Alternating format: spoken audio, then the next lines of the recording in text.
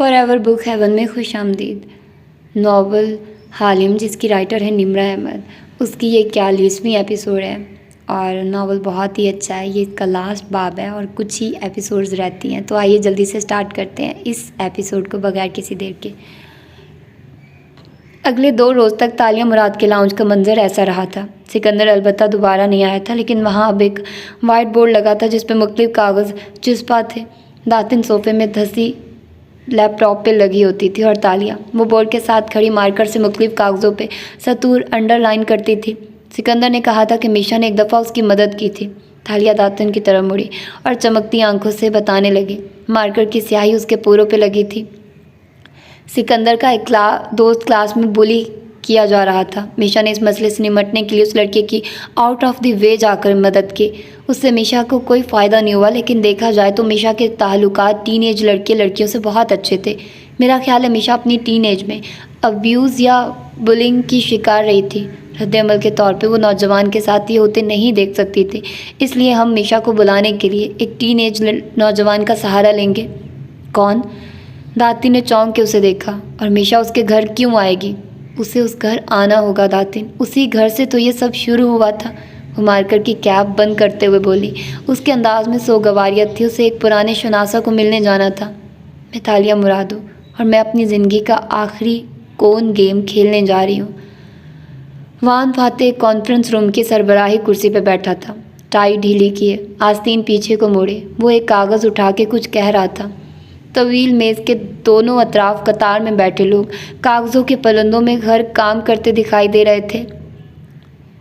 میرا رنگ سفید نہیں ہے، میں اتنی بے داغ اور اجلی رنگت کی نہیں ہوں، میں جانتی ہوں، مگر میرا رنگ سیاہ بھی نہیں ہے۔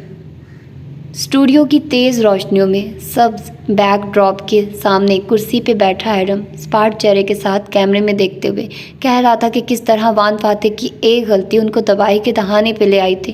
ڈائریکٹر نے کٹ کہا تو کیمرہ بند ہو گیا۔ ایڈم نے شرٹ پہ لگا مائک دھیرے سے اتارا اور افسوس سے سر جھٹکتے ہوئے اسے میز پہ رکھا۔ ایک پرانے دوست کی تباہی پہ تبصرے کرنا بھی عجیب کام تھا۔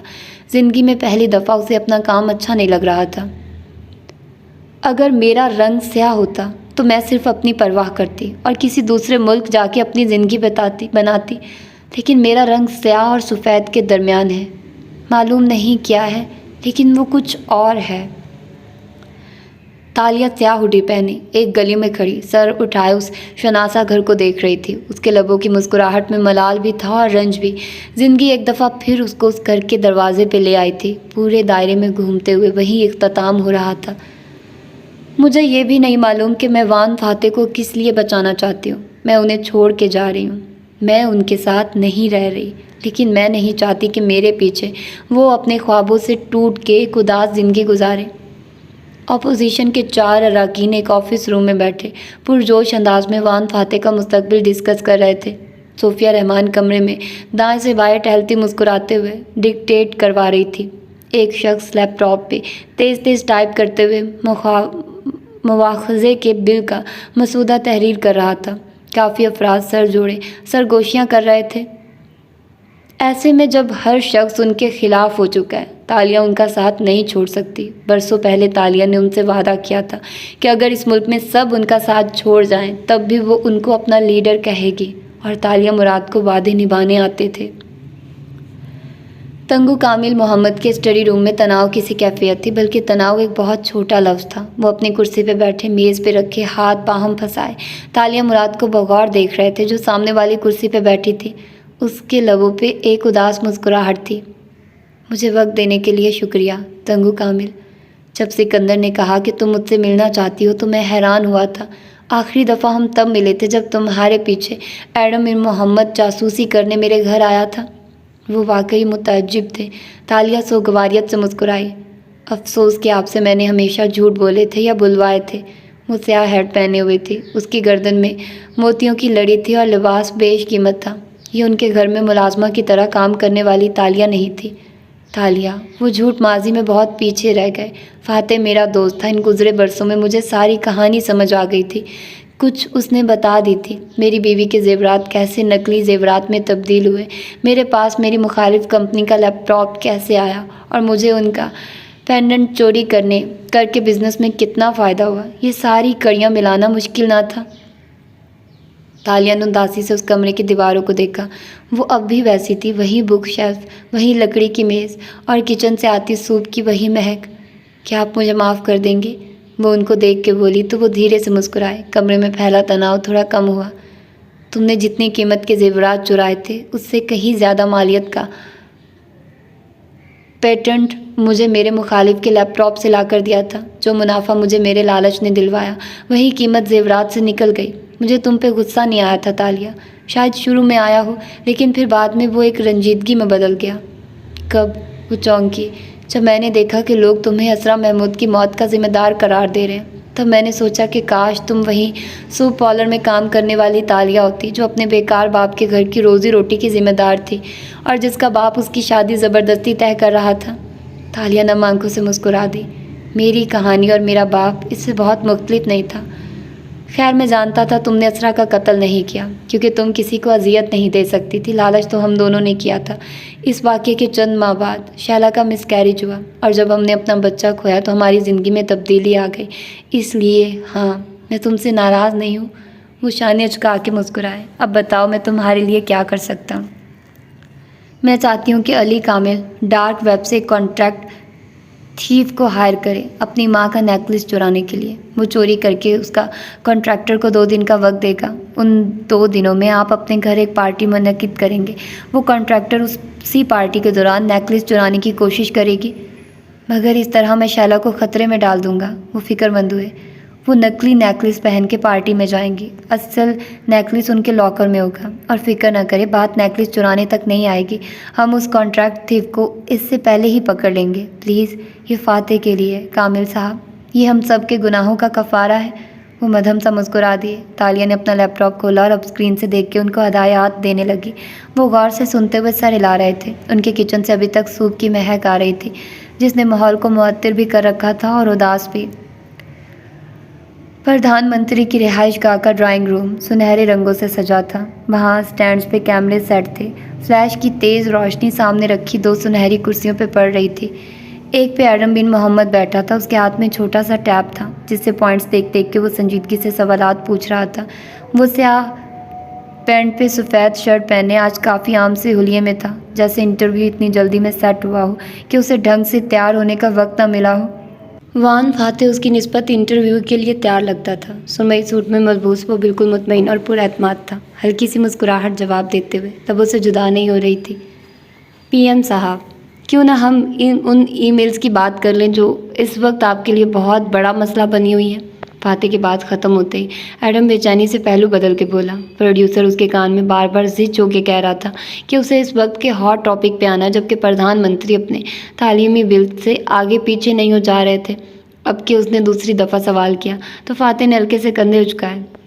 उन ईमेल्स में मुल्क की सलामती को ख़तरे में डालने वाली कोई बात नहीं थी। अलबत्ता हम इस मामले की तहकीक कर रहे हैं। जो भी नतीजा निकला मैं इससे आप सबको आगाह करूँगा।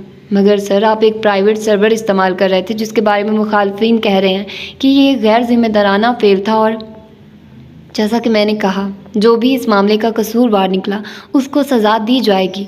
उसका लहजा मजबूत था। एडम खामोश हो गया। फिर सर को इस बात में जुम्बिश थी कि आप सोमवार की सुबह वाकई तालीमी बिल पेश करने जा रहे हैं।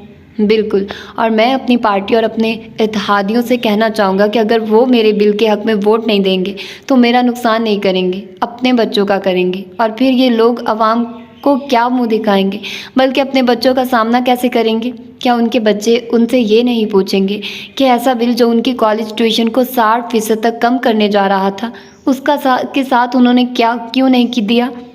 वो संजीदगी से कहता जा रहा था। एडम बिन मोहम्मद बोर सा होकर उसे सुने गया।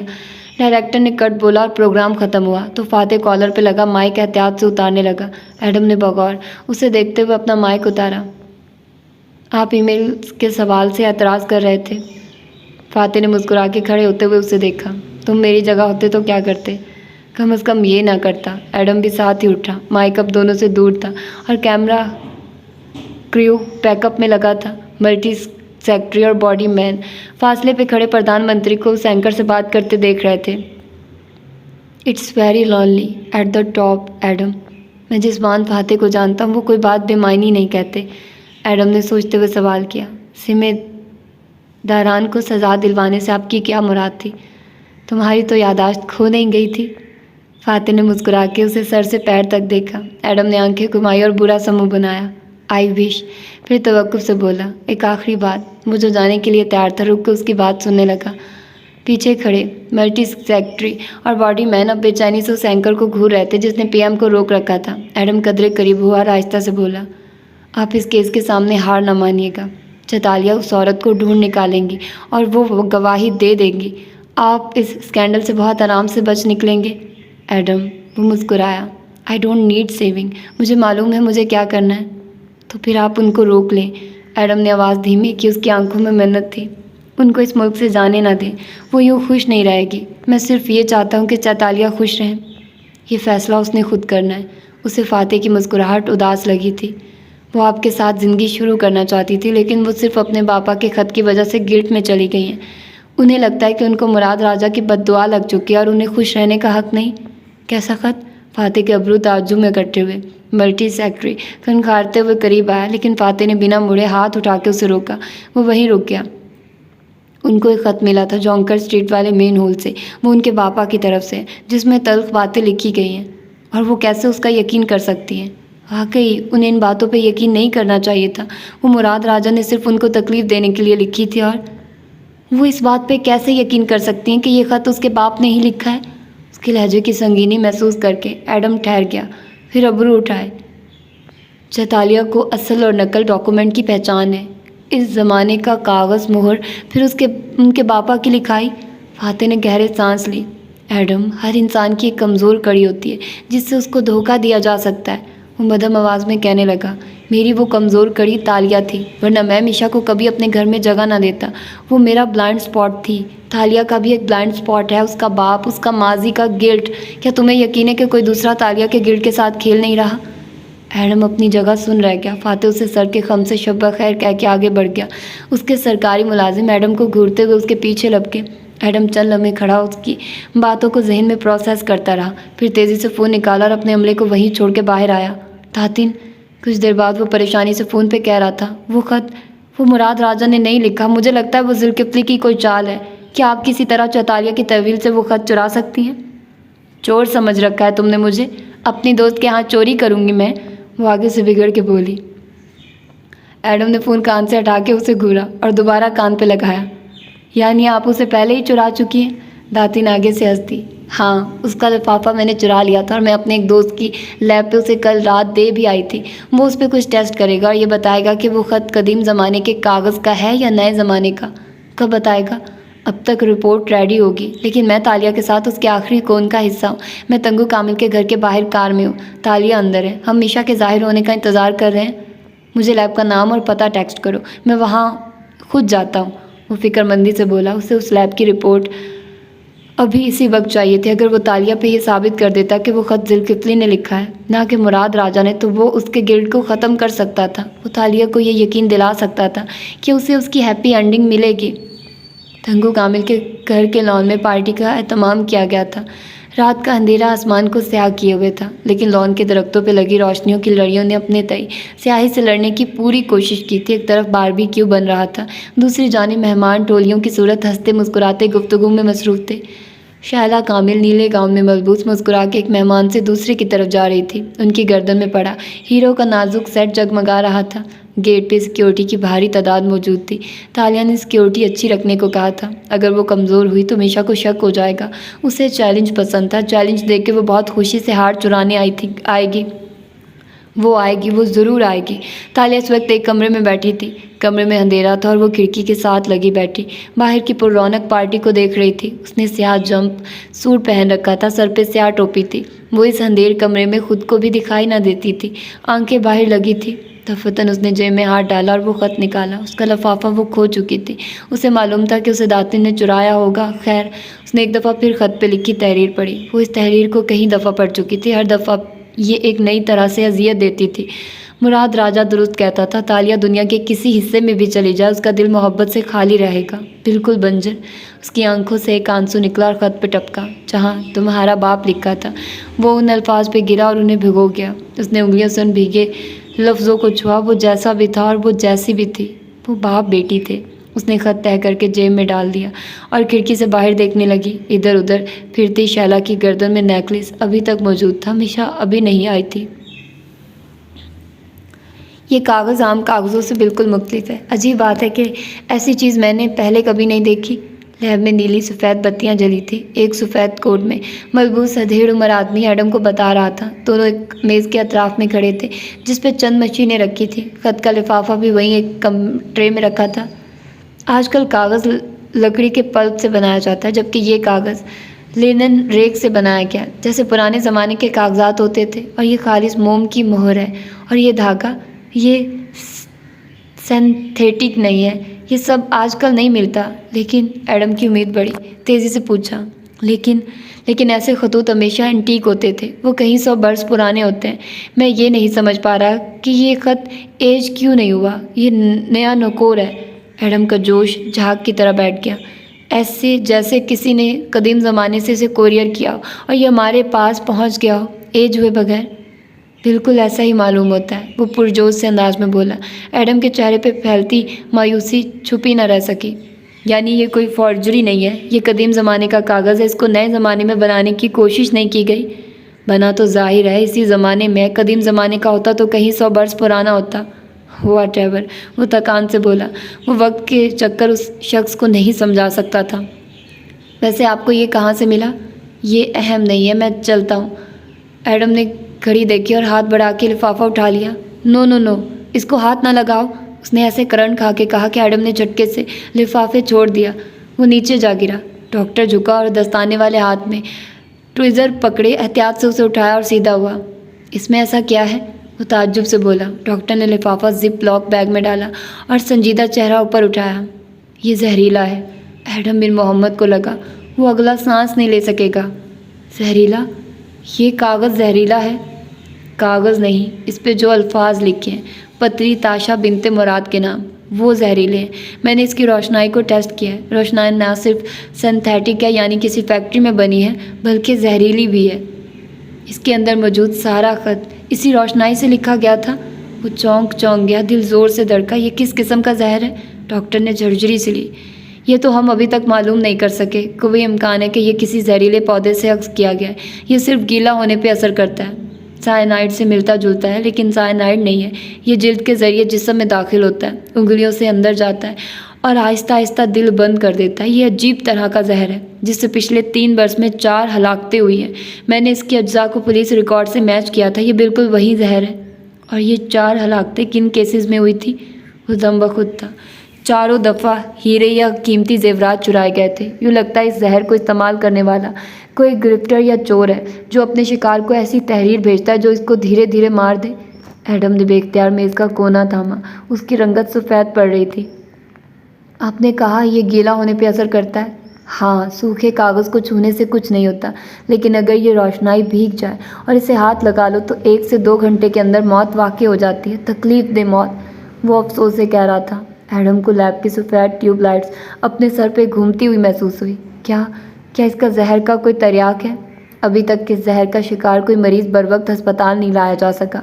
हर दफ़ा वक्त गुजर चुका होता था। वक्त? एडम ने घड़ी देखी। सारे खेल वक्त के थे। वो अगली बात सुने बगैर बेख्तियार बाहर को भागा। उसके माथे पे पसीना आ रहा था और उसे ज़मीन आसमान घूमते हुए महसूस हो रहे थे। साथ ही वो तेज़ी से तालिया का नंबर मिला रहा था, लेकिन वो फ़ोन नहीं उठा रही थी। जुल्किफ्ली ने तालिया मुराद से बदला उस ख़त के ज़रिए ले लिया था। वो अभी तक उस अंदरूनी कमरे में बैठी थी। कमरा अंधेर था और वो खिड़की से बाहर देख रही थी। पार्टी ज़ोर शोर से जारी थी। मधम मौसीकी पस मंज़र में बज रही थी। लॉन की घास पे मेहमान टोलियों की सूरत में बिखरे थे। मुलाजिम बर्तन लगाते इधर उधर फिर रहे थे। हर तरफ कुमकुमों और फूलों से सजावट की गई थी। बगैर चेक किए किसी मेहमान को अंदर आने नहीं दिया जा रहा था। वो हर नए मेहमान पे नज़र रखे हुए था। मीशा यकीनन किसी मेहमान के रूप में आएगी, वो जानती थी। तालिया ने पुलिस या किसी प्राइवेट सिक्योरिटी का खतरा मोल नहीं लिया था। मीशा को शक हो जाता और वो ना आती। उसको मालूम था कि मीशा के लिए एक वही काफ़ी थी। और तब ही उसने वो आवाज़ सुनी, किसी जानवर के रोने की आवाज़, किसी ख्वाब, किसी कैफियत में। तालिया ने चेहरा मोड़ा। अंधेर कमरे के दूसरे सिरे पे वो खड़ा था, एक सफ़ेद हिरन। اس کے ہونٹوں سے خون بہہ رہا تھا، اس کی بڑی بڑی سبز آنکھیں تالیہ پہ جمی تھی، وہ ننھے غزال کی آنکھوں میں دیکھتی گویا مبہوت ہو گئی۔ پھر وہ پلٹ گیا، وہ بے خود سی اٹھی اور اس کی جانب قدم بڑھائے، لیکن وہ دھیرے دھیرے اندھیرے میں تحلیل ہو گیا۔ تالیہ نے پلکیں جھپکائی، ادھر ادھر دیکھا، وہ اب وہاں نہیں تھا۔ کیا وہ ایسی چیزیں دیکھنے لگی تھی جن کا وجود نہیں تھا؟ یہ اس کے خوابوں جیسا معاملہ نہ تھا، یہ کچھ اور تھا۔ اس کے سر میں ایک دم سے درد کی ٹھیسیں اٹھنے لگی، اس نے کن پٹی کو مسلا اور واپس کھڑکی کی طرف آئی، متلاشی نظروں سے مسز شیلا کو ڈھونڈا۔ وہ ایک طرف کھڑی ہنستے ہوئے کسی مہمان سے بات کر رہی تھی، اس کی گردن خالی تھی۔ تالیہ نے بے یقینی سے ادھر ادھر نگاہ دوڑائی، سب کچھ معمول کے مطابق تھا۔ وہ تیزی سے دروازے کی سمت بھاگی، لاؤنج دوڑتے ہوئے عبور کیا، پھر لان میں آئی اور سیدھی مسز شیلا کے سر پہنچی۔ اسے دیکھ کے وہ حیران رہ گئی، پھر ادھر ادھر دیکھا۔ کیا ہوا؟ تالیہ نے اس کا بازو تھاما اور اسے مہمانوں سے ذرا فاصلے پہ لے گئی۔ آپ کا نیکلس کہاں ہے؟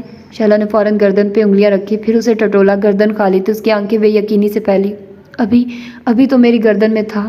اوہ گاڈ! اس نے پریشانی سے ادھر ادھر دیکھا۔ مسز شیلا، مجھے یاد کر کے بتائیے، ابھی 2 منٹ پہلے وہ آپ کی گردن میں تھا، وہ اس کی آنکھوں میں دیکھتے ہوئے تیزی سے بولی۔ میشا دور نہیں گئی ہوگی، ان 2 منٹ میں کوئی آپ سے ٹکرایا ہے؟ شیلا چونکی۔ ہاں، وہ کوئی ویٹرس تھی، اس کے پاس گلاسز کی ٹوکری تھی، اس کے گلاس گرتے گرتے بچے، لیکن مجھے علم ہوئے بغیر کوئی میرا نیکلس کیسے اتار سکتا ہے؟ وہ کس طرف گئی ہے؟ وہ پھولتے سانس سے بولی۔ سر میں درد بڑھتا جا رہا تھا۔ شاید اس طرف، شیلا نے پریشانی سے ایک سمت میں اشارہ کیا۔ تالیہ نے گردن اٹھا کے دیکھا، وہاں باربیکیو ہو رہا تھا اور دوسرے بہت سے یونیفارم والے ملازم کھڑے کام کر رہے تھے۔ وہ تیزی سے اس طرف لپکی۔ کیا کسی نے ایک ویٹرس کو دیکھا جس کے پاس گلاسز کی ٹوکری تھی؟ اس نے تیزی سے پوچھا۔ 2 ویٹرز نے ایک ساتھ کہا۔ کون سارا؟ وہ کچن کی طرف گئی ہے، اس نے۔ تالیہ تیزی سے اس طرف بھاگی۔ میشا اتنے لوگوں کے باعث تیزی سے نہیں بھاگی ہوگی، وہ آہستہ سے نکلی ہوگی، اسے معلوم تھا۔ جس لمحے وہ کچن میں پہنچی، اس نے ایک جھلک دیکھی، سفید اور سیاہ ویٹرس یونیفارم پینٹری کی طرح غائب ہوا تھا۔ تالیہ نے رفتار کم کی اور دبے قدموں چلتی پینٹری تک آئی۔ پینٹری خالی تھی اور اسی پل عقبی دروازہ بند ہوتا دکھائی دیا۔ شاید اسے معلوم ہو گیا تھا کہ اس کے تعاقب میں کوئی آ رہا ہے۔ تالیہ تیزی سے دروازے سے باہر نکلی۔ عقبی دیوار پھاند کے سیاہ سفید یونیفارم غائب ہوا تھا۔ تالیہ نے دیوار پہ دونوں ہاتھ رکھے، اطراف میں اندھیرا تھا یا اسے محسوس ہو رہا تھا، دھند سی تھی جو چھا رہی تھی۔ اس نے پلکیں جھپکائی، دھند چھٹنے لگی۔ یہ کیا ہو رہا تھا؟ اس نے دیوار پہ رکھے اپنے ہاتھ دیکھے، اس کے ناخنوں کا رنگ بدل رہا تھا، مگر اس نے سر جھٹکا اور جوگر دیوار پہ رکھا، پوری قوت لگا کے اوپر چڑھی، پھر دوسری طرف پھاندی۔ اس کے جوتوں کے زمین پہ لگنے کی آواز تھپ سے آئی۔ تالیہ توازن برقرار نہ رکھ سکی اور نیچے کو لڑکی، تھیلیوں کے بل خود کو گرنے سے سنبھالنا چاہا۔ آنکھوں کے سامنے اندھیرا چھا رہا تھا۔ وہ گلی تاریک تھی، سیدھ میں جاتی اور دائیں جانب مڑ جاتی، اطراف میں اونچی دیواریں تھیں اور مخالف سمت میں سڑک۔ وہاں بس ایک اسٹریٹ لائٹ تھی جس کی روشنی ناکافی تھی۔ کچرے کا ایک ڈمپسٹر تالیہ کے قریب رکھا تھا، وہ ہتھیلیوں اور گھٹنوں کے بل زمین پہ جھکی تھی، سر تک نہیں اٹھایا جا رہا تھا۔ اس کی حد نگاہ میں گلی کا پکا فرش تھا۔ بدقت اس نے نظریں ذرا کی ذرا اٹھائی۔ گلی کے دوسرے سرے پہ سفید سیاہ اسکرٹ والی لڑکی کے سیاہ جوتے رک گئے تھے، پھر اسے وہ جوتے گھومتے دکھائی دیے، وہ واپس اس کی طرف بڑھ رہے تھے۔ وہ بدقت زور لگا کے سیدھی ہوئی، اب اس کے گھٹنے زمین پہ تھے اور چہرہ سامنے۔ وہ دیکھ سکتی تھی کہ میشا دوسرے کونے سے مڑ کے واپس آ رہی تھی، آہستہ آہستہ۔ تالیہ نے نڈھال سے انداز میں پیچھے کو ٹیک لگائی، اس کی کمر کچرے کے ڈمپسٹر سے جا لگی۔ وہ 2 زانو نڈھال سی بیٹھی، نیم کھلی آنکھوں سے اس ہیولے کو دیکھے گئی جو اس کی طرف بڑھ رہا تھا۔ میشا اندھیرے میں تھی، چند قدم قریب آئی تو چہرہ مدھم سی روشنی میں آیا۔ اسٹریٹ پول کے باعث یہاں تھوڑی بہت روشنی تھی۔ تالیہ نے پلکیں جھپکائی، دھند تھی جو ہر جگہ چھا رہی تھی۔ وہ دھیرے دھیرے سانس لینے لگی، یوں لگ رہا تھا جیسے کوئی اس کا گلا گھونٹ رہا ہو، نہ آواز نکلتی تھی نہ سانس۔ تالیہ مراد، تم کبھی ہار نہیں مانتی، ہے نا؟ میشا نے افسوس سے سر نفی میں ہلا کے کہا۔ تالیہ نے ہاتھ اٹھانے چاہے لیکن اس کی مٹھیاں پہلوؤں میں گری رہی، اس کا جسم مفلوج ہو رہا تھا۔ میشا پنجوں کے بل اس کے سامنے بیٹھی، اس نے مانگ نکال کے ویٹریسز کی طرح بال جوڑے میں باندھ رکھے تھے۔ وہ افسوس سے تالیہ کو دیکھ رہی تھی۔ تو یہ سب تم نے اسٹیج کیا تھا مجھے پکڑنے کے لیے؟ وہ دھیرے سے بولی۔ مجھے آج تک کوئی نہیں پکڑ سکا اور تم اس وقت مجھے پکڑنے کی حالت میں نہیں لگ رہی۔ کیا ہوا ہے تمہیں؟ وہ غور سے پتنیاں سکیڑے اس کے چہرے کے رنگ دیکھ رہی تھی۔ تالیہ نے نظریں میشا کے کندھوں سے پھسلتی اس کے عقب میں جا رکی۔ گلی کے دوسرے سرے پہ کوئی تھا، اندھیرے میں روشنی کا ایک ہیولا۔ یہ ذوالقفلی نے کیا ہے نا؟ وہ مدھم آواز میں افسوس سے کہنے لگی۔ وہ اپنا مخصوص زہر بنا رہا تھا کچھ دن پہلے اور اسے سیاہی کے ساتھ ملا رہا تھا۔ میرا خیال تھا اپنے کسی ٹارگٹ کے لیے بنا رہا ہے۔ لیکن اپنی ہی اسٹوڈنٹ کے لیے۔ تم موت کے قریب ہو تالیہ، مجھے افسوس ہے، مجھے واقعی افسوس ہے۔ اس نے دھیرے سے تالیہ کی سر پڑتی مٹھی پہ ہاتھ رکھا۔ ایک کون وومن کو دوسری کون وومن کے ساتھ ہونا چاہیے، اس کے آخری وقت میں۔ پھر میشا نے گردن اٹھا کے افسوس سے اطراف میں دیکھا۔ ایک تاریک گلی میں کسی کچرے کے ڈبے کے ساتھ موت۔ آج تم اس طرح مرو گی، کل میں اس طرح مروں گی۔ میرے اور تمہارے جیسے لوگوں کا یہی انجام ہوتا ہے تالیہ، ہمیں اندھیرے نگل جاتے ہیں۔ تالیہ کی نظریں گلی کے سرے پہ جمی تھی، آنکھوں کے آگے دھند تھی۔ اس نے پلکیں جھپکائی، دھند ہلکی ہوئی۔ بالآخر وہ اسے نظر آنے لگا، وہ سفید ہرن، وہ وہیں کھڑا تھا، اپنی بڑی بڑی سبز آنکھوں سے اسے دیکھ رہا تھا۔ تمہیں اپنے اندھیرے قبول کر لینے چاہیے تھے، مگر نہیں تالیہ، تمہیں روشنی چاہیے تھی، تمہیں رنگ چاہیے تھے، جبکہ ہمارا رنگ صرف ایک ہوتا ہے، اندھیرے کا رنگ۔ دیکھو روشنی نے تمہیں کیا دیا، ایک اندھیر گلی میں گمنام موت۔ وہ پنجوں کے بل بیٹھی افسوس سے کہہ رہی تھی، مگر تالیہ اسے نہیں دیکھ رہی تھی، وہ غزال کی آنکھوں میں دیکھ رہی تھی۔ اس کے دیکھتے ہی دیکھتے ننھے ہرن کی سبز آنکھیں پانی سے بھرتی گئی۔ ہرن نے پلکیں جھپکائی، آنسو اس کے چہرے پہ لڑکے۔ تالیہ کو اپنے گال پہ گرتا گرم قطرہ محسوس ہوا تھا۔ میں نہیں جانتی یہ کس چیز کے آنسو ہیں۔ میشا نے انگلی کے پور پہ اس کے گال کا قطرہ اٹھایا۔ یہ ذوالکفلی کا زہر تھا، تکلیف دیتا ہے، مگر آئی ایم سوری، اس کا تریاق کسی کے پاس نہیں ہے۔ سفید ہرن ابھی تک اسے دیکھ رہا تھا۔ تالیہ نے دیکھا ہرن کے ہونٹوں سے دھیرے دھیرے سرخ قطرے ٹپکنے لگے تھے۔ تمہارے پاس زیادہ وقت نہیں ہے، میشا دھیمی آواز میں ملال سے کہہ رہی تھی۔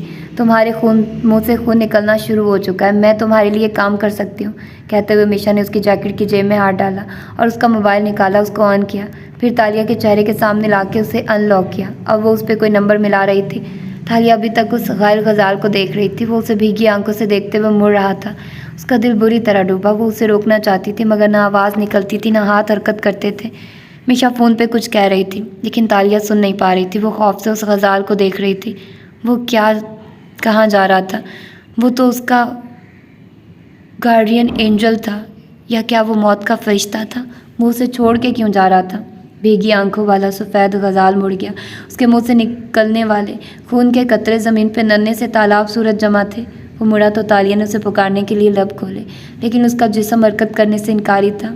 ہرن اب دور جا رہا تھا، اندھیری دھند میں تحلیل ہو رہا تھا۔ تالیہ نے پلکیں جھپکانی چاہی، لیکن اس کی پلکیں بھاری ہو رہی تھی۔ سب ختم ہو گیا تھا، اس کی ہیپی اینڈنگ اس دھند میں کھو گئی تھی۔ تاشا وہ شہزادیوں جیسی تھی، اور اس نے ایک غلام سے شادی کی تھی اور اسے آزاد کر دیا تھا۔ چیتالیہ، آپ کتابیں نہیں پڑھتی؟ کیا تمہیں وعدے نبھانے آتے ہیں؟ اصلی فوجی ہونا نقلی شہزادی ہونے سے بہتر ہوتا ہے۔ تم میرے ساتھ رہو، مجھے تمہاری اور تمہیں میری ضرورت ہے۔ میں انسان ہوں کیا؟ میرے اندر سیل ڈلتے ہیں۔ میں نے تم سے وعدہ کیا تھا کہ تمہیں وقت کی قید سے نکال لاؤں گا، اور وعدے کبھی پرانے نہیں ہوتے۔ بڑے ہی کوئی ولن ہیں آپ کے پاپا۔ وہی تو میں سوچ رہا تھا کہ آپ کس پہ گئی ہیں۔ میری خواہش ہے کہ تم میرے ساتھ ہوتی اور ہم اس کتاب کو ایک ساتھ پڑھ سکتے۔ میں نے آپ کو اتنا عرصہ ماضی میں کیسے برداشت کیا تھا؟ جو تمہیں کرنا آتا ہے وہ ہمیشہ تمہاری جان بچاتا رہے گا۔ یہ پہلی دفعہ نہیں ہے جو ایک شہزادی نے گستاخ پہ تشدد کروایا ہو۔ جنگل ہمیشہ زندہ ہوتا ہے، جنگل سے جنگ نہیں کرتے۔ اتنے عیش سے رہنے والوں کا قیامت کے دن الگ سے حساب ہوگا۔ کبھی مجھ سے ملنے آؤ حالم۔ چیتالیہ بہت ذہین ہے، اور آپ جیسے ذہین لوگوں کو جانتی ہیں کہاں ہونا چاہیے؟ جیل میں۔ دل چاہتا ہے جو وہ چاہتا ہے۔ جو تمہیں کرنا آتا ہے وہ ہمیشہ تمہاری جان بچاتا رہے گا۔ جو تمہیں کرنا آتا ہے وہ ہمیشہ جو تمہیں کرنا۔ تالیہ نے دھیرے سے آنکھیں کھولی، پلکیں ابھی بھی بھاری تھی، لیکن وہ ان کو کھول سکتی تھی۔ سفید چھت، سفید پردے، سفید لحاف جس سے اوڑھے وہ لیٹی تھی۔ اس کی نظریں اپنے وجود پہ پھسلی۔ اس کے ہاتھ کی پشت پہ ناز سے نالیاں جڑی تھی اور ان پہ سفید بینڈیج لگا تھا۔ اس نے دھیرے سے نظریں اٹھائی، دھند غائب ہونے لگی۔ اس کا دماغ ابھی تک غنودہ تھا، لیکن وہ اپنے ساتھ بیٹھے شخص کو پہچانتی تھی۔ تالیہ، وہ مسکرایا۔ وہ اس کے بیڈ کے ساتھ کرسی پہ بیٹھا تھا، اس کی طرف جھکے مسکرا کے اسے جاگتے دیکھ رہا تھا۔ کیا یہ خواب ہے؟ وہ بے یقینی سے بولی، آواز ایسی تھی جیسے گلا خراب ہو۔ فاتح نے نفی میں سر ہلایا۔ تم ہسپتال میں ہو اور تم ٹھیک ہو؟ نہیں، کچھ غلط تھا، اس سارے منظرنامے کی سینس نہیں بنتی تھی۔ اس نے پریشانی سے اٹھ کے بیٹھنا چاہا، لیکن فاتح نے اس کے کندھے پہ ہاتھ رکھ کے اسے روک دیا۔ اس میں اٹھنے کی سکت بھی نہیں تھی، یہ سب غیر حقیقی تھا۔ تالیہ، تم ٹھیک ہو؟ مگر میشا نے کہا تھا اس زہر کا کوئی تریاق نہیں ہے۔ وہ پلکیں بار بار چپکتی فاتح کو دیکھ رہی تھی۔ کون سا زہر؟ تمہیں کسی زہر نے نہیں چھوا تھا، یہ فوڈ پوائزننگ تھی، تم نے کچھ غلط کھا لیا تھا۔ تالیہ نے بے یقینی سے پلکیں جھپکائی۔ یہ غلط تھا، سب غلط تھا، غیر حقیقی خواب۔ میشا، وہ پکڑی گئی؟ فاتح نے اس بات میں سر ہلایا۔ سب ٹھیک ہو چکا ہے، سارے مسئلے حل ہو چکے ہیں۔ تالیہ نے تکان سے سر تکیے پہ ڈال دیا۔ اس کا ذہن ایک دفعہ پھر غنودگی میں جانے لگا۔ میشا نے اعتراف کر لیا، آپ کی کرسی اب خطرے میں نہیں ہے، آپ ابھی تک وزیر اعظم ہیں؟ وہ بے یقینی سے پوچھ رہی تھی۔ فاتح نے پھر سے اس بات میں سر ہلا دیا۔ میں پردھان منتری ہوں اور سب کچھ ٹھیک ہو چکا ہے ہمارے حق میں۔ میں کتنی دیر سوتی رہی؟ اس نے آنکھیں کھول کے گھڑی دیکھنی چاہی، لیکن سفید کمرے میں گھڑی نہیں تھی۔ اس کمرے میں وقت کا کوئی حساب نہ تھا۔ آج کون سا دن ہے؟ اس کی پلکیں بھاری ہو رہی تھی، وہ بڑبڑائی۔ صبح سوموار ہے نا؟ سوموار کو کچھ ہونا تھا۔ اس کا ذہن کام نہیں کر رہا تھا۔ کمرہ خوب روشن تھا، اتنا سفید روشن کہ آنکھیں چندھیا جاتی تھی۔ اس سارے منظرنامے میں کچھ غلط تھا، ہر چیز کا ٹھیک ہو جانا غلط تھا۔ کیا یہ خواب تھا یا وہ وہی دیکھ رہی تھی جو وہ دیکھنا چاہتی تھی؟ تم سو جاؤ، فاتح اسے کہہ رہا تھا۔ اس نے آنکھیں بند کر دی۔ کوئی اسے کہہ رہا تھا اس کے اندر کہ وہ جاگ جائے، اسے جاگنا ہے، کچھ غلط ہے، لیکن اس کی آنکھیں بوجھل ہونے لگی۔ ذہن ایک دفعہ پھر تاریکی میں ڈوب گیا۔ اب کی بار اس کی آنکھ ایک جھٹکے سے کھلی۔ چند لمحے وہ چت لیٹی، سانس لیتی رہی، پھر پلکیں جھپکائی۔ چھت واضح ہوئی، یہ وہی چھت تھی جو اس نے پچھلی دفعہ جاگنے پہ دیکھی تھی، لیکن تب وہ سفید تھی، اب وہ مسٹرڈ رنگ کی تھی۔ اس کی نظریں نیچے پھسلی۔ وہی کمرہ تھا، لیکن دیواروں کا رنگ سرمئی تھا، پردے سبز پھولوں والے تھے، میزوں پہ پھول رکھے تھے، فائلیں رکھی تھی۔ اس کے ہاتھ سے جڑی نالیوں میں سفید نہیں بلکہ رنگ دار مایا قطرہ قطرہ ٹپک رہا تھا۔ وہ چونک کے اٹھی، اس کی توانائی واپس آ چکی تھی۔ ادھر ادھر ہاتھ مارا، ایک گھنٹی بج اٹھی۔ تالیہ نے بٹن سے اپنے بیٹ کو پیچھے سے اونچا کیا، پھر اپنے چہرے کو چھوا۔ وہ ٹھیک تھی، وہ حرکت کر سکتی تھی، اس کا جسم اب مفلوج نہیں تھا، پھر بھی دل زور زور سے دھڑک رہا تھا۔ دروازہ کھلا اور ایک نرس اندر داخل ہوئی، ہاتھ میں فائل پکڑی۔ وہ تالیہ کے سامنے آ کھڑا ہوا اور مسکرا کے اسے دوپہر بخیر کہا۔ آپ جاگ گئی بلاخر؟ وہ سکتے میں آ گئی۔ میں کتنی دیر سے بے ہوش تھی؟ اب تو ہم نے دنوں کا حساب رکھنا بھی چھوڑ دیا تھا۔ چیتالیہ، یہ کون سا سال ہے؟ اس کا سانس رک گیا تھا۔ یہ 2030 ہے، آپ پچھلے 9 سال سے کوما میں تھی اور آپ آج جاگی ہیں۔ وقت ایک لمحے کو تھم گیا۔ تالیہ مراد کا سانس رک گیا، اس کی ساری حسیات سن ہو گئی۔ اسے لگا وہ اگلا سانس نہیں لے سکے گی، لیکن پھر اس نے بدقت سانس کھینچی۔ کتنے پیسے دیے ہیں تمہیں داتن نے یہ مذاق کرنے کے لیے؟ عقب میں کہکا بلند ہوا تو تالیہ کے ابرو بھنج گئے۔ اس نے برہمی سے نرس کے پیچھے سے نکلتی داتن کو دیکھا۔ لڑکی، تمہارے چہرے کے تاثرات ریکارڈ کرنے والے تھے۔ وہ گردن پیچھے پھینک کے ہنستی ہوئی آگے آئی۔ نرس بھی چہرہ نیچے کر کے ہنسی روکتے ہوئے مڑ گیا۔ تالیہ اسے کہا جانے والی نظروں سے گھورے گئی۔ ناٹ فنی داتن، ناٹ فنی۔ اس نے اپنے دل پہ ہاتھ رکھا جو ایک لمحے کے لیے اتنی بری طرح ڈوبا تھا کہ ابھی تک اس کی دھڑکن نارمل نہیں ہوئی تھی۔ ریلیکس گرل، تم کل رات یہاں لائی گئی تھی اور ابھی اس بات کو پورا دن بھی نہیں گزرا۔ مجھے سمجھ آ گیا تھا۔ تالیہ نے پیچھے کو ٹیک لگائی اور الجھے ہوئے انداز میں پردوں کو دیکھا۔ وہ سفید کیوں نہیں تھے؟ کیا فاتح میرے ساتھ تھے کسی وقت؟ ہاں، وہ صبح تک یہیں تھے۔ تو وہ خواب نہیں تھا، لیکن یہ کمرہ سفید تھا۔ وہ بڑبڑائی، کیا میں وہی دیکھ رہی تھی جو میں دیکھنا چاہتی تھی؟ تم کیا دیکھنا چاہتی تھی؟ میری ہیپی اینڈنگ جس کا رنگ سفید ہو، لیکن نہیں، سب کچھ اتنا سفید نہیں ہو سکتا جتنا مجھے دکھا تھا۔ پھر اس نے سر جھٹکا اور داتن کو دیکھا۔ خیر میشا کا بتاؤ، اس نے اعتراف کر لیا۔ اب تو اپوزیشن فاتح کو امپیچ نہیں کرے گی نا؟ میشا، داتن نے استفہامیہ انداز میں ابرو اٹھایا۔ یہ مت کہنا اب کی بار تمہاری یادداشت کھو گئی ہے۔ وہ چڑ گئی۔ تالیہ، میشا کہاں ہے تمہیں پتہ ہے؟ اب کی دفعہ وہ واقعی سانس لینا بھول گئی۔ داتن، میشا میرے ساتھ تھی اس تاریک گلی میں۔ اس نے کسی کو فون کیا تھا، فاتح نے مجھے بتایا کہ وہ پکڑی گئی اور سب ٹھیک ہو گیا ہے۔ کیا فاتح نے تمہیں یہ بتایا یا تم نے وہ سنا جو تم سننا چاہتی تھی؟ داتن نے گہری سانس لیا اور اس کے ساتھ بیڈ پہ بیٹھی، پھر اس کا نالیوں میں جکڑا ہاتھ اپنے ہاتھوں میں لیا۔ تالیہ، جب ایڈم وہاں گیا تو تم اس گلی میں تنہا تھی، وہاں میشا نہیں تھی، وہاں کوئی بھی نہیں تھا۔ نہیں، وہ الجھتے ہوئے سیدھی ہوئی، کن پٹی پہ ہاتھ رکھا، اس کا سر پھر سے درد کرنے لگا تھا۔ وہ وہیں تھی، اس نے مسز شیلا کا نیکلس چرایا تھا۔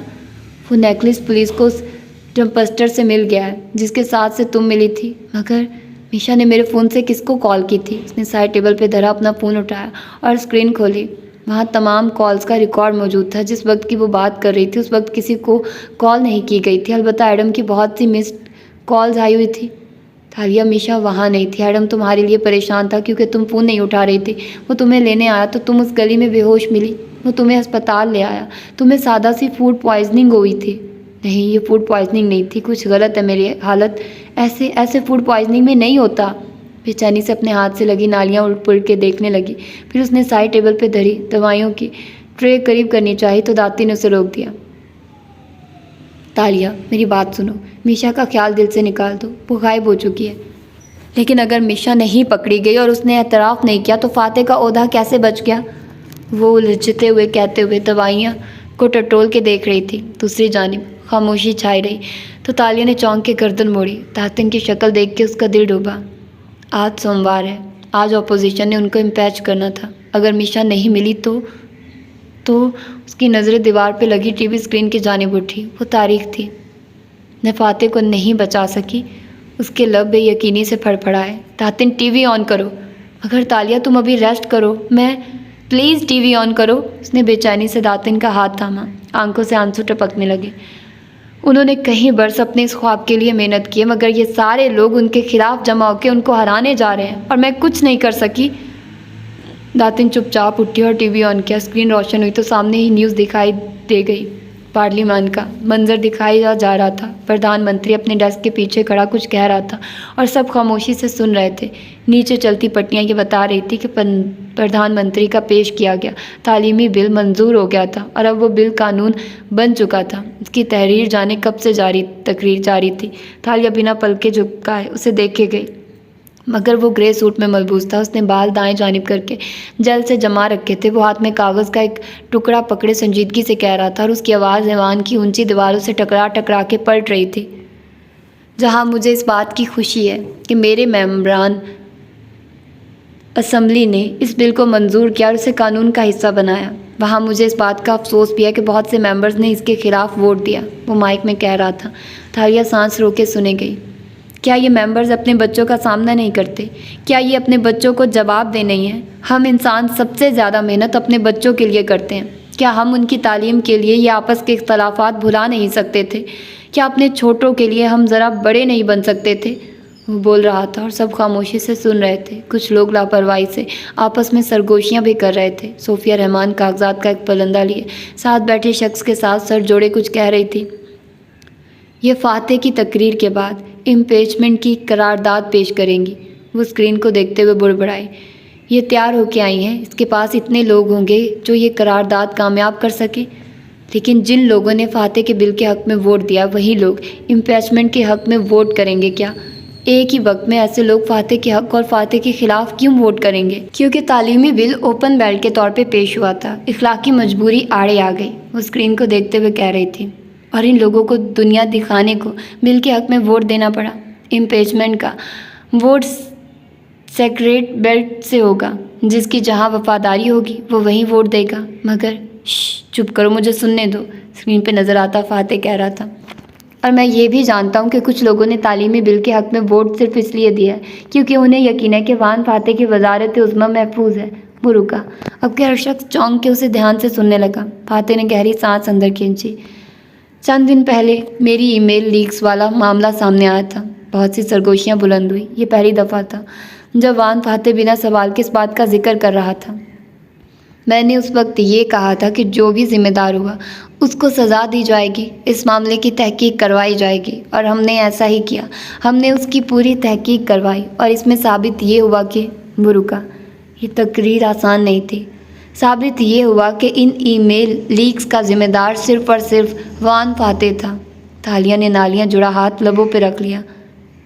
یہ میری غلطی تھی، میری لاپرواہی تھی، میری غیر ذمہ دارانہ حرکت تھی کہ میں ایک پرائیویٹ سرور استعمال کرتا رہا جبکہ مجھے یہ ای میلز حکومتی سرور پہ کرنی چاہیے تھی۔ اسے میری لاپرواہی کہیے یا ٹیکنالوجی سے نابلد ہونا، لیکن اس سارے معاملے میں اگر کسی کا قصور ہے تو وہ میرا ہے۔ ہال کو سانپ سونگھ گیا۔ صوفیہ رحمان نے دھیرے سے کاغذوں کا پلندہ میز پہ رکھ دیا۔ سب گردنیں اس کی طرف موڑے اسے بولتے سن رہے تھے۔ اور جناب اسپیکر، ہم انسانوں کی خامی یہ نہیں ہے کہ ہم غلط کام کر بیٹھتے ہیں، بلکہ یہ ہے کہ ہم اپنی غلطیوں کی ذمہ داری قبول نہیں کرتے۔ غلطی کی ذمہ داری لینا ان لوگوں کا کام ہوتا ہے جو اپنے معاملات میں سچے ہوتے ہیں۔ ہم سب غلطیاں کرتے ہیں۔ میں چاہتا تو کسی بھی ٹیکنیکلٹی کے پیچھے چھپ سکتا تھا، کوئی قانونی شک، کوئی دھوکہ، کسی اور پہ الزام، کچھ بھی مجھے بچا سکتا تھا۔ فاتح کو بولتے دیکھتے اس کی آنکھیں ڈبڈبا گئی۔ لیکن اگر میں ایسا کرتا تو یہ میں نہ ہوتا، یہ وان فاتح نہ ہوتا۔ وان فاتح ایسا نہیں ہے۔ وان فاتح کو یہ عہدہ عزیز ہے، لیکن وہ اس لیے اس عہدے کے لیے لڑتا تھا تاکہ لوگوں کو یہ بتا سکے کہ سچ بولنا کتنا اہم ہے۔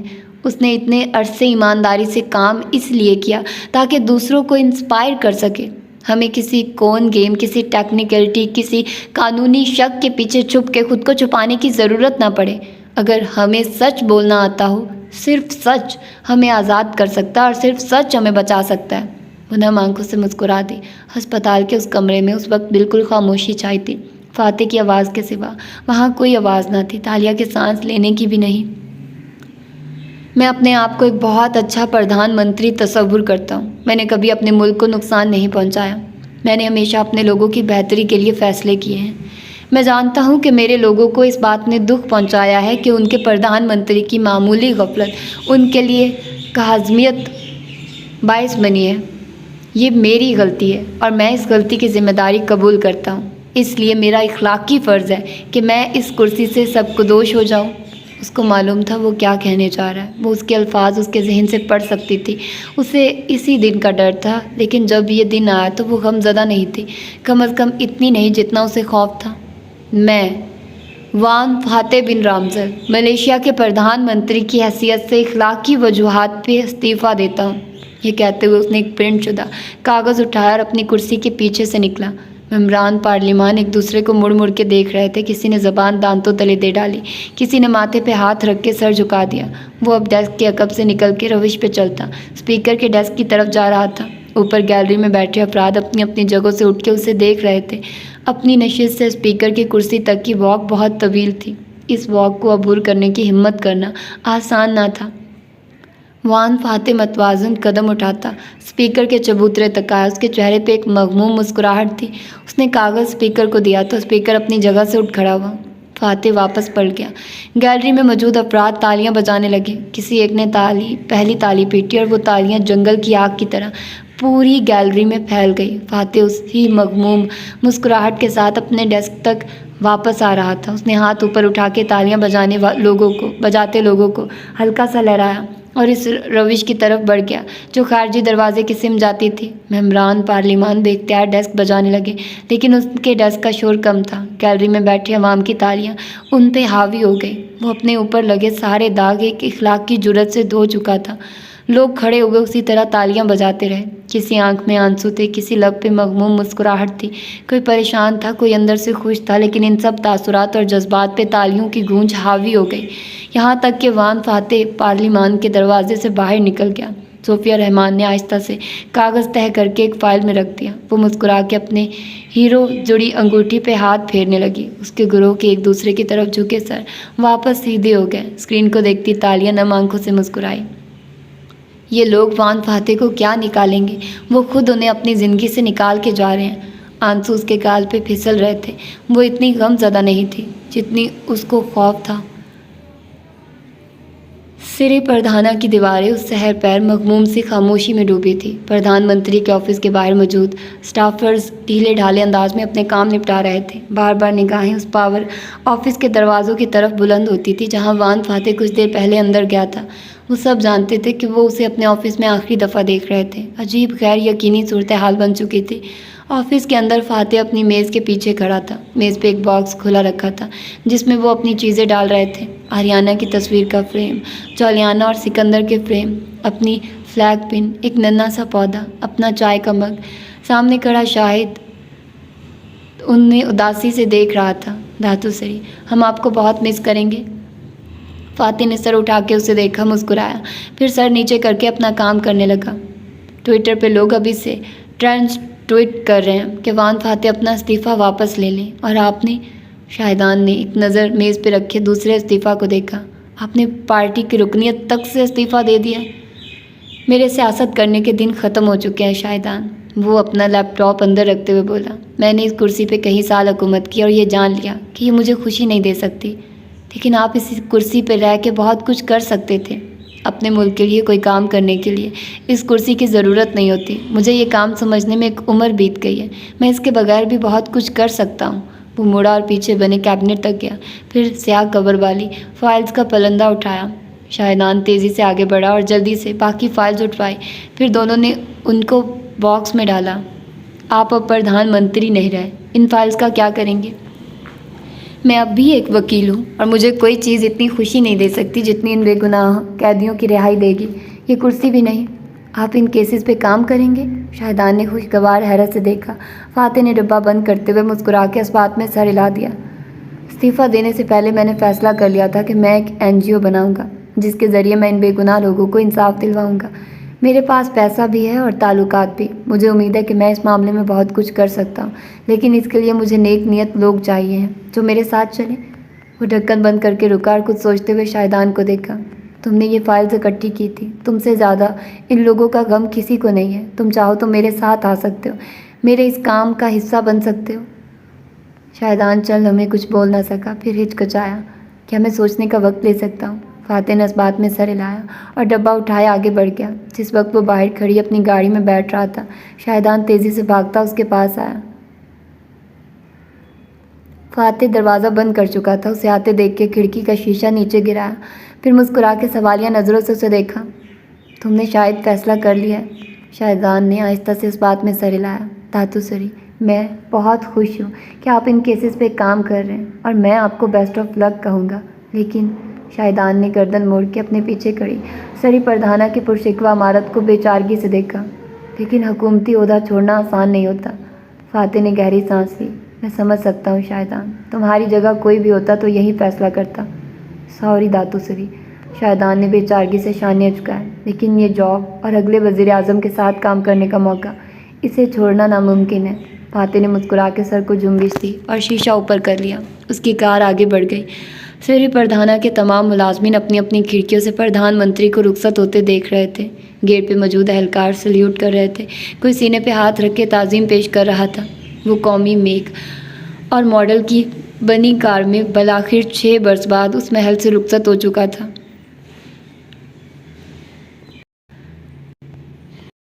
تو یہ ہے اس کی سیکنڈ لاسٹ ایپیسوڈ، اور آگے زیادہ لمبی نہیں ہے، بس تھوڑی سی رہتی ہے۔ شکر ہے یہ ختم ہوا، میں پڑھ پڑھ کے تھک گئی ہوں یار اس کو۔ تو فائنلی یہ ناول ختم ہونے لگا ہے۔ خوبصورت جرنی جو آپ لوگوں کے ساتھ تھی وہ اختتام پذیر ہو رہی ہے، اور آف کورس ایک چیز کا اختتام ہوتا ہے تو دوسری چیز کی شروعات ہوتی ہے۔ تو جہاں ہم ایک چیز وہ کیا کہتے ہیں کہ دکھی کر دیتی ہے، وہیں ایک نئی چیز ہمیں ایکسائٹڈ بھی کر دیتی ہے۔ تو وہ فلی کو نیا ناول سٹارٹ کریں گے، لیکن ابھی کچھ کہا نہیں جا سکتا، کچھ کہہ نہیں سکتے، تو دیکھتے ہیں کہ آگے کیا ہوتا ہے۔ اپنا ڈھیر سارا خیال رکھیے گا، مجھے دعا میں یاد رکھیے گا۔ اللہ حافظ۔